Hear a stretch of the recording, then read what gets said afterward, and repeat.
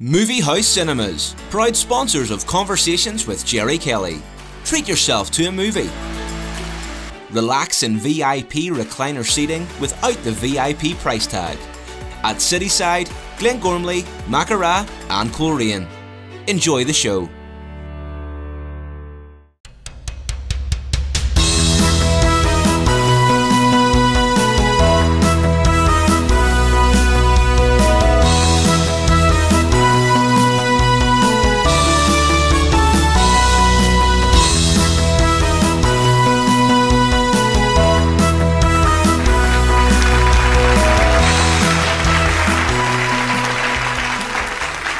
Good evening and welcome to Conversations with me, Gerry Kelly. Now, although born in Dublin, my guest tonight has her family roots deeply embedded in Rathlin Island. She is a member of a famous musical dynasty who, as a solo artist and together with her siblings, has sold millions of records worldwide. Her life, though, does seem extremely demanding because as well as her hugely successful singing career, she has set up a vital counselling service charity in Ireland, and she is also an elected member of the Senate in Dublin. Would you please welcome the very busy Frances Black.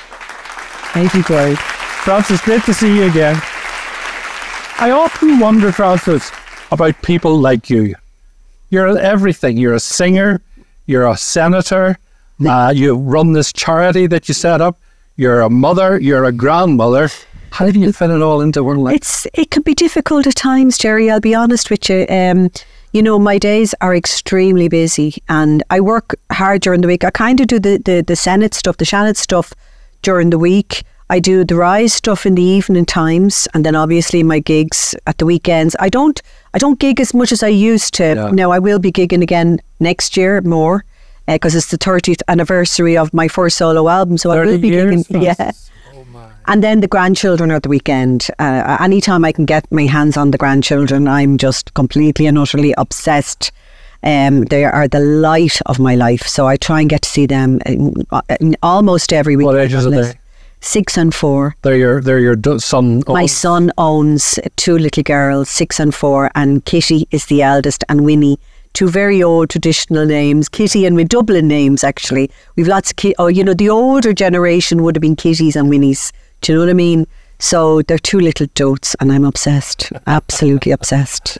You have so many things. Can we start with the music? What is the connection between, because you were born in Dublin. Yeah. So what's the Rathlin Island connection? Well, my father left Rathlin. He actually travelled down through the glens of Antrim where he served his apprenticeship. He went to Cushendall and Cushendun and he ended up in Belfast. And then his apprenticeship as what? As a plasterer. Right. And it was like, he was a plasterer. Do you know the way they used to do all the real intricate? Yeah. They were almost artists. So, he loved his job. He was very passionate about it and took great pride. He served, and then he knew a foreman from, I think it was from Ballycastle, who was working in Dublin on a big job. And my father came down and had a conversation. Jobs were hard those days. You're talking probably late 30s, early 40s. So, and that's when he met my mother. And they actually met on a blind date. It was really strange. And my mother was from the Liberties, a real dub, tough dub, and she was from the Liberties area. And the man who was the foreman had gotten 4 tickets for a dinner dance, okay? And this dinner dance, he was bringing his partner and he was bringing the partner's friend, which wasn't my mother, right? For my dad. But didn't she get sick? And she asked my mother, would she go? She was a friend of my mother. My mum didn't want to go. She was kind of shy. But then she saw the dress that your one was going to wear that night. And she said, okay, well, if I'll have a lend of the dress, I'll go. She loved the dress. So she went and she fell madly in love. Wow. They both fell. They were like, she really became besotted and he was besotted with her. And then they got married a year later. That was in the 40s. And they were madly into music as well, weren't they? Your mum was a great singer, for example. She loved singing. Patty was her name? Patty. What was it? Is that full name? Was it Patty or Patricia? Oh, it says Patricia. Patricia, everybody called her. And Daddy called her Patsy, okay, which was really interesting. He was the only one that called her Patsy, but everybody else called her Patty. Patty Dail, that was her maiden name. And yeah, he was from Rathlin, so their music would have been very, traditional, banjos and accordions and pipes and all of that. And Mam was from Dublin, and her music would have been kind of old music hall kind of songs, and she loved going to the dances, and the old dances in those days where they played all the beautiful music and there'd be waltzing and all of that. And the band then, if they took a break, they'd get Mam up to sing a few songs, and she'd be delighted with herself getting up and singing all the old music hall songs. Was it a traditional music family that you went into? Do you remember as a child a lot of music in the house? But there was music in the house, but I think, you see, it started off with sing-songs. You know what I mean? The way in most families it was sing-songs. Yeah. But I think my eldest brother, Shay, when he was 13, he was obsessed with music and songs and learning songs, and he saved up to buy a guitar. He saw a guitar when he was 13, and I was very young. There was 10 years between me and Shay, and he was only 13. He got his first guitar, and then at that time you were talking like that was in probably the 70s. Well, it was probably the 60s and the 70s. So the likes of Planksty and Chieftains and all, they were all kind of coming to the fore, and that was kind of really trendy music. So he started to learn all that kind of stuff. Then my brother Michael picked up, he was next in line, picked up the banjo and the mandolin. And then Mary was singing from the time she was like 6 months old. I mean, she was just going to always be a singer, and then Martin picked up the fiddle, and then I was the run to the litter, to be honest with you. Were you a reluctant member at the time? Were you a bit reticent about joining? I was kind of, I suppose, I probably was, I don't know, they never wanted me to be, it was like a foursome. So they never really wanted me to be part of it because, they had Mary was the singer. So it was like there was no real role for me. This is still worrying you, Frances. What? This is obviously still worrying you. I was traumatised. But the only thing I did was my brother Shay, who I idolised, and the only reason I wanted to be part of the four is because I wanted to hang out with him. He was like my hero. He was 10 years older than me, and I thought he was the coolest thing. So I wanted to just go with them. I was only probably about 17. So anyway, Shay said, come on, we bring her along. Like, let her come along. We let her sing along in the background. And that's how it started. Goodness. He felt sorry for me. So they're your three brothers now. One of them was in Dublin, but the other two went to America. The other two went to America. Michael headed off over to America to study. He went to Berkeley. And then Shay went over. He met through Michael. Michael ended up getting married over there. And then at the wedding, Shay met a lovely woman, and they ended up getting married, and he moved over to Berkeley then. And they perform over there as the Black Brothers? The Black Brothers, yeah. And Martin used to go over, who lives in Dublin. He used to go over, and the three of them used to perform all over the US, yeah. Well, how long did you stay together as a family group? Would that last? So we were in the family, the Black family probably, we brought out our first album maybe in the mid-80s, and then the second album maybe came out early 90s. And that was it. There was only 2 albums, and we've only done an odd tour here and there. Yeah, so Mary went off on her own. And then Mary went off. Yeah.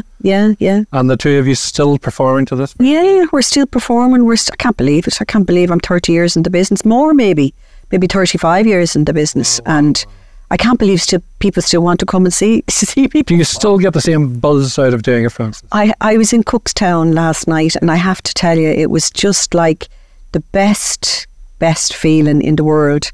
I loved every minute of it. And it's like sometimes, during the probably late 90s, early 2000s, I got bruising on the vocal cords, and it really impacted my confidence. So it was a tough time for me, and I just kind of went away from the music then. That's why I kind of went back to college, and I studied to be a therapist and all of that. But now I feel like I have my voice back. And every time I do a gig, I feel like I'm in heaven. I'm just floating on a cloud. I feel so privileged to be able to get up and sing. My voice is back. I'm kind of starting to just really, it's like as if you're getting a second chance, and I'm just really enjoying every minute of it. I should have introduced you as a senator, Frances Black. We don't have a Senate up here. I know, yeah. We don't have a similar body. So what is the role of the Senate, and what's the role of a senator? Well, the Senate is it's the kind of what you would call the upper house, yeah. And the Dail like is the Lords. Kind of a little bit like that. And if you remember, we had a referendum as to whether we should have the Senate continue to go. And I voted to keep it. This is like before I'd ever even contemplated becoming a senator. I wanted, because I believe that the role of the Seanad should be where I think it should be more civil society people in there rather than political parties, right?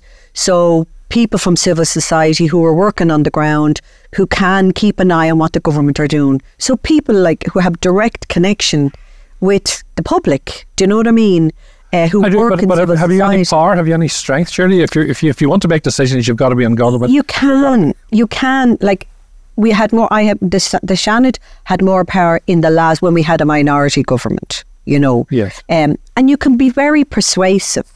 And because of, say, the work that I do around mental health with the Rise Foundation and addiction and all of that, you know, I feel that, you know, I can go and talk to the relevant departments about the work that we do and that other organisations who work in civil society, and we can definitely influence. And you can get amendments on bills, and you can also bring in bills. And people in the Seanad have gotten bills passed. You don't get a huge amount of bills passed only because of the way it is at the moment. But if we did change it to have more civil society organisations in there, or people from more civil society and social justice area, so it would definitely make a difference. You don't really see yourself as a politician? I don't see myself as... I'm independent. I'm not with any party. Yeah. So, no, I don't. I see myself as more... Why did you go into it in the first place? What was in you that made you want to do this? Because of the Rise Foundation, I set up an organisation, charitable organisation called the Rise Foundation. I went back to college. I studied to be a therapist. I ended up working in the Rathlin Treatment Centre, which is an addiction service in Dublin, just outside Dublin, working with those who are trying to get into recovery from addiction. And I loved the work. I just loved it so much. And they kept me on then as a therapist. And it was there that I saw the family members. I started to work with family members who had somebody they love with an alcohol, drug or gambling problem. And I saw the devastation. I saw the heartache. I saw the powerlessness that they felt. And I remember watching a young woman walk out the gates of the Rathlin Treatment Centre with her 2 small children, whose partner was in for gambling and alcohol. And she was so distraught and worried about him that she couldn't think straight. You know, her mental health was being impacted because of the anxiety. And I thought to myself, why does she not have a team of therapists around her? Why should she not have a programme to really give her the strength and the understanding and the power to be able to get through this? So I ended up then, the clinical director of the Rathlin at the time had just retired, Stephen Rowan, one of the most amazing addiction therapists in the country. And I asked him, would he come and help me set up an organisation only for family members who have somebody they love. So when I did all of that, then why did I run into the Seanad? I suppose somebody said to me, why don't you run in the Seanad election? And I thought, well, if I ran in the election, I probably won't get elected this time, but hopefully I'll learn from it and I'll go the next time. But I did get elected. But the reason being is because I wanted to be a voice for those who I felt didn't have a voice, particularly those people, family members, or people who had addiction problems or mental health problems. And I suppose that was the inspiration for me to get in there and make a difference. That was 2016, was it? The first time, and then 2020 you were re-elected. Re-elected, yeah. And you were the first female independent senator on the ever. panel system. On the panel system. So there's it's so complicated. So there's the university panels. So there has been plenty of like Mary Robinson. She was on the university. She was in but on the panel system, it's very, very difficult to get elected on a panel system if you're not with a political party. Right. So that was where I did make history on the panel system. To be elected into the Seanad on the panel system, I'm the first female in the history of the state, first female independent woman to be elected on the panel system. Wow. It was a huge honour. Huge honour. Did you ever feel that you wanted to become a TD, that you would have gone straight into politics? No, I don't. I feel that I suppose my constituency work is the work I do within the charity sector, which is with the Rise Foundation and other organisations. So I feel that's my passion.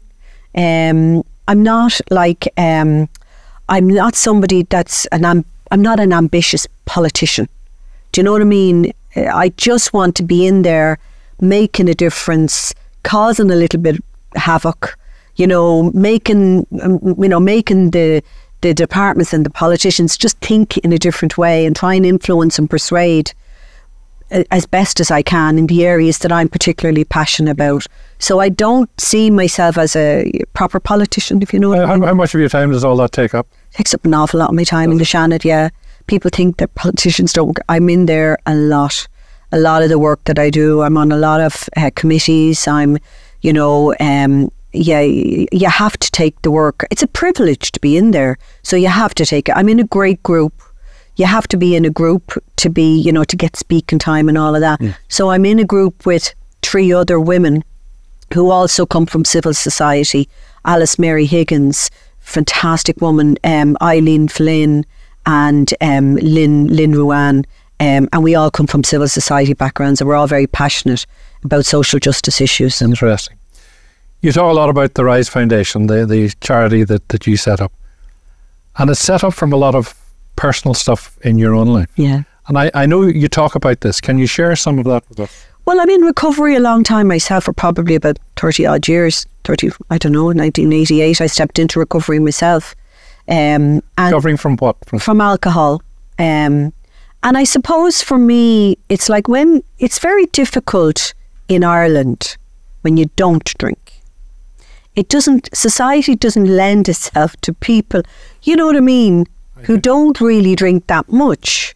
So, and you're very aware of everything around you that is alcohol. Everything is alcohol related. Everything, you go to a wedding, it's all alcohol. Go to a gig, it's all alcohol, you go to Holy Communion, there's alcohol. Do you know what I mean? It's just everything is alcohol related. And I suppose for the last 30 odd years, I've really been aware of that.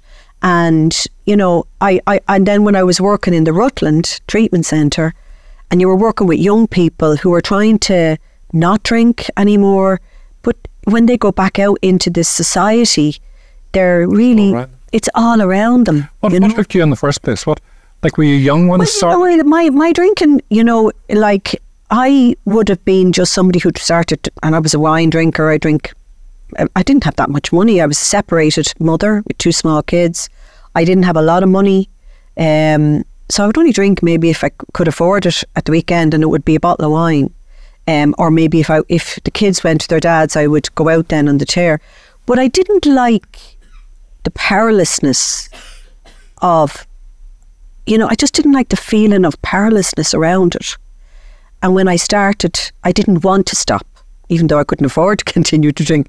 But I didn't want to stop, and I didn't like that feeling. And I remember sitting with a glass of wine at home one night after I put the kids to bed, and I had a bottle of wine, and I remember thinking to myself, I don't really want to drink this. And it was like, why are you drinking it then? It was a voice said, why are you drinking it? And I go, and I don't want it. But I couldn't not drink it. And I thought that was a really interesting. So I tried to not drink for about 2 weeks, and I couldn't do it. That's when you found you had a drink. So I realised, hang on a second. So I started to drink again after 2 weeks. I tried to give up drinking, and I couldn't drink. I couldn't stop. So I rang up. I saw this article, this newspaper article, that talked about this young woman who was a journalist, and like that, she didn't start her drinking till later in the evening time. And she'd come home, she'd pour herself whatever, a gin and tonic, and then she'd drink a bottle of wine throughout the dinner, and then she'd have to have a few more gin and tonics. And I thought, like my drinking, I didn't think I had a problem because I was an evening drinker, and then I wouldn't drink Monday, Tuesdays or Wednesdays. Yeah. So in your head you think somebody who has a problem with drink is somebody who reaches out for the bottle of vodka first thing in the morning. Yeah, or has the shakes or something. It's a typical kind of... But anyway, she went to Stanhope Street. And I thought it's like a day treatment centre, right? There was therapists there, and I said, you know what I'll do? I'll ring this crowd up and I'll talk to them about my drinking, and because I want to stop, Well, was the family telling you this? Nobody, no, nobody would have. Did nobody know? Nobody had any, like... You were hiding it? I don't know if I was even hiding. I just think people did. I was at home. I'd have a bottle of wine. You know, I don't think anybody really thought it was any different to anybody else's drinking. Does that make sense to you? Yeah. Like, because that was quite normal, if you know what I mean. But it was the powerlessness that I felt when I wanted to stop and I couldn't. That really kind of, you know. So I went to Stanhope Street and I filled out the form. And she said, and I was really honest, you know, because I talked about when I started to drink, I didn't want to stop. Yeah. And I could go on, you know. So it was a nun actually. And she said to me, I've no doubt in my mind, Frances, you're an alcoholic. I nearly dropped dead. Because in my head, I just wanted to try and stop drinking and I wanted to help with it. So that was it. I started on their programme, which was like 3 nights a week for about, 9 months or something. And my mother was delighted. She said, I'll take the kids. I was on, a separated mother. She lived next door to me. So I embarked on this unbelievably wonderful journey, which was difficult because at the time, I was very young as well, and all my friends were all drinking at the weekend, and so you lose out in your social life. Your social life stops. So it was difficult. Did you get your life back? But I got a different life, and the life that I got was just at that time. I joined the band called Arcady. Yeah. I would never have done that if I was drinking. I didn't like myself when I was drinking either. I didn't like the person I became. I'd be kind of grumpy, or I'd be crying, or, it was like, who is this person? The way sometimes when somebody drinks, their personality changes into something else. And I didn't like that about myself at all. So I wouldn't have done any of that stuff if I hadn't been drinking. I joined Arcady and my life changed. I met a lovely person, a lovely man. Didn't you get involved with prescribed drugs as well? Didn't that become a problem? There were definitely. I would have taken anything to try and numb out the pain of the loneliness. But yeah, no, that was like that was at a different stage later on when I became sleeping tablets. Yes. And I got addicted very quickly to sleeping tablets in about a stage of about a month. And I didn't think you could get addicted to sleeping tablets. Do you have an addictive personality? I think I have an addicted personality, definitely. So do you do other things that... Work now, unfortunately, is probably my addiction at the moment. But I do love it. I love all the different roles that I do. I love the Rise Foundation. I just love it. I love working in the Seanad because I feel like I am making a difference in people's lives. And of course, the highlight of my life is my singing. So yeah, I do feel work I probably need to step back a little bit at the moment. Everything I do. How long does it take you to get cleaned, if you like? Not long. Not long at all. It was very, very quick. Everything happened very quickly. And I realised that, what? Life is just so good when you're clean and sober. Now, for me, it takes you have to really do a lot of soul searching. So you have to kind of question why you want to numb out. What's that all about? Why are you trying to numb out from everything? And you kind of I suppose a lot of the things you learn on the way is that we're all on a kind of a spiritual journey. And I don't want to sound too corny here now, but, I really had to mind my spirit, and really kind of fill my spirit with nice, good things like long walks and conversations and, being with your grandchildren, being with your family. Yeah. They're the things I love. I love going up to Rathlin Island and spending time up there, going walking the hills and by the sea. And they're all things now that give me so much joy. Singing, performing, give me so much joy. And that's what, for me, recovery is. What impressed me so much about you is that you went back to college. Yeah. You studied, you became an addiction counsellor. Mm-hmm. You set up this Rise Foundation. And it's not just about alcohol, it's various addictions. And it's not just about the person who is addicted. It's about the impact that addiction has on the family. Yeah, yeah. And that's massive in Ireland. How big is the problem here? I don't know if there's a family in this country that doesn't have somebody in that they know that has a problem. Do you know what I mean? I do. And it's like, you know, and people say to you, what is a problem? A problem is when it could be that if it's impacting their relationship, you know, and it might be somebody who's only drinking at the weekends, but does their personality change? Are they, you know, really depressed when they drink? Are they really aggressive when they drink? Is that impacting the relationship? Are they spending too much? I'm not just talking about alcohol, I'm talking about all sorts. But everybody knows somebody. We are, unfortunately, I think, in Ireland in general, on the island of Ireland, I think that we have an unhealthy relationship with alcohol. Oh, absolutely. And then we kind of put it up. I'm not anti-alcohol, Gerry, by any means, but we do put it up on a pedestal, and it's not healthy. Do you know what I mean? And I'm not sure it's a good example for the next generation coming up. So it's just all stuff we have to be mindful of. There's gambling addiction now with so many online gambling. Yes, it's really. Look, congratulations on all that you have done. Thank you so much. You've got a fantastic life, and you will continue to have a fantastic life, especially as a grandmother. You love those. And your 2 children, you've got Owen, and both Owen and Aoife are in the business as well, in the music business. They are. They're both. What are they both? I know Aoife's singing. Aoife's all the time on the road. She released her first album probably about 4 or 5 years now, and she's really flying Chipped off the old block. She really is. And then Owen is obviously a full-time musician, but he's just done his doctorate in psychology, and he's a bit like myself. He's all sorts. He's working during the day and gigging at the night, and he's looking after his children, and he never stops either. But they're 2 amazing. I'm very proud of the children and how they've grown up into lovely, lovely people. You know, and they did that themselves. I mean, you know, but they're great. They're great kids. I'm very blessed, and their partners are amazing. I feel so blessed. You know, just an old proud granny. Isn't that I'm an old proud granny. Out proud dub granny. That's it, yeah. Frances, thanks so much for being my guest tonight. Thank you so much. Fascinating talking to you. And I know throughout 2024 you're going to be singing.